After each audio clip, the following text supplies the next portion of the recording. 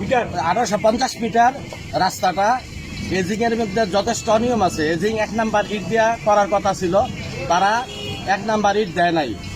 আর এজিংয়ের পাশাপাশি বার সাইডে মাটি দেওয়ার কথা ছিল, তারা সিংহভাগ জায়গা মাটি দেয় নাই। এতে করে সেটা যে কোনো মুহূর্তে বৃষ্টি আসলে রাস্তা ধসে পড়ে যাওয়ার সম্ভাবনা বেশি। এতএব আর আমাদের যেই উপরে দেওয়া যে মেকাডমটা করছে, এইটা কোনো নাম্বার ছাড়া ইট দিয়া করতেছে, যেটা একবারে সিঁদুরের মতন ফাউটার হয়ে যেতেছে রোলার মারার পরে। তো এটা আমার মনে হয় না এইভাবে কাজটা করলে 6 মাস টিকবে। কিন্তু নিয়ম হয়েছে 3 বছর পর পর রিপেয়ারিং করা। যদি 6 মাস না টিকে, সরকার তো ইচ্ছা করলে আবার বরাদ্দ দিতে পারবে না। এতএব আমরা চাই এই কাজটা অন্তত পক্ষে 100 আমরা এই কাজটা চাই।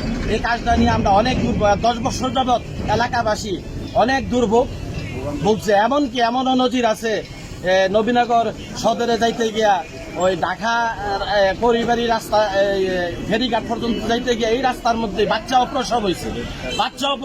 এত নাজেহাল এই রাস্তাটার অবস্থা। এতএব আমরা এলাকাবাসী, গ্রামবাসী সবাই চাইতেছে রাস্তাটা যে 100 হয়, গুণগত মান ভালো হয়। এই আমার বক্তব্য। রাস্তাটা, আসসালামু আলাইকুম। রাস্তাটা রতনপুরের জন্য খুব গুরুত্বপূর্ণ রাস্তা, যেখানে হাজার গাড়িতে পাশে স্কুল, মাদ্রাসা, কলেজ সব কিছু, এবং হাজার হাজার ছেলেদের। এবং এই রাস্তাটা এমন একটা সুন্দর রাস্তা, অল বাংলাদেশে এই রাস্তাটা যাওয়া যাবে। নবীনের সলিমগঞ্জ, কুমিল্লা, ব্রাহ্মণ যেখানে খুশি সেখানে যাবে। কিন্তু রতনপুরে এই গুরুত্বপূর্ণ রাস্তাটা নিয়ে বহুদিন ধরে কষ্ট করতেছে। অনেক সময় দেখা গেছে যে সিএনজি কাটতে পড়ে গেছে, অনেক সময় দেখা গেছে গর্ত হয়ে গেছে। এই সব কিছু অনন্তকাল রতনপুর গ্রামবাসী এই রাস্তার জন্য ভুগতেছে। কাজে আমাদের ভাগ্য ভালো যে এই রাস্তাটা আবার পুনরায় সরকার দিচ্ছে। আমরা রাস্তা তো 2 ইঞ্চি মেকাডম ধরা, আমরা 2 ইঞ্চি মেকাডম দিতেছি। 25 মিলি কার্বেটিং করে 25 মিলি কার্বেটিং করে। এখানে অনেকে অভিযোগ আছে 2 নম্বর ইট ব্যবহার করতেছে, এটার কি ব্যাখ্যা দেবেন? না, 2 নম্বর ইট নাম্বার মিলাই তো এই যা নাই। 4 নম্বর ওয়ার্ডের ইংরেজিতে প্রতিনিধি, আমি ইউনিয়ন মেম্বার।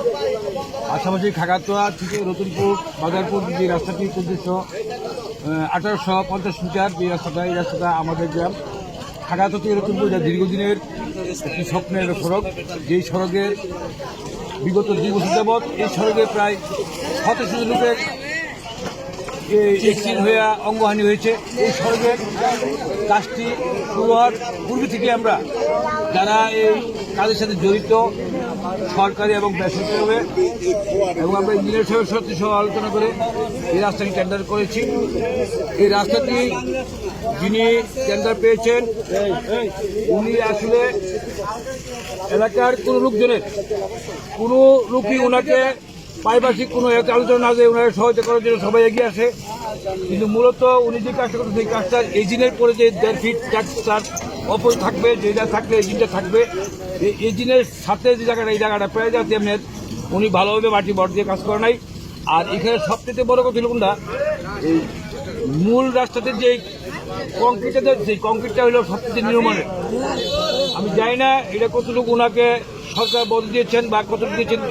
ওনার কাছ থেকে আমরা কোনো শিডিউলের মাধ্যমে কোনো রাস্তার মেজারমেন্ট দেখি নাই। তবে আমাদের জনগণের একমাত্র রাস্তাটা, এই রাস্তাটি ঢাকার রাস্তা। খাগাতোয়া মাসুদের দোকান থেকে রতনপুরে বাজার পর্যন্ত যে চলমান রাস্তা, এই রাস্তার যে ইটের এজিনের খুবই নিম্নমানের ইট দিয়ে এবং রাস্তার মাঝখানে যে ইটের খোয়া দেওয়া হয়েছে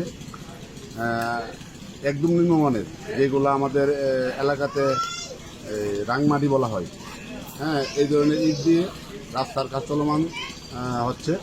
এবং এই রাস্তার কাজ চলমান দেখে আমাদের গ্রামের কিছু সমাজ এবং সাধারণ জনগণ খুবই আপত্তি করেছে যে এই ধরনের ইট দিয়ে যদি কাজ হয় সর্বোচ্চ 1 থেকে 1.5 মাস এই রাস্তা টিকতে পারে।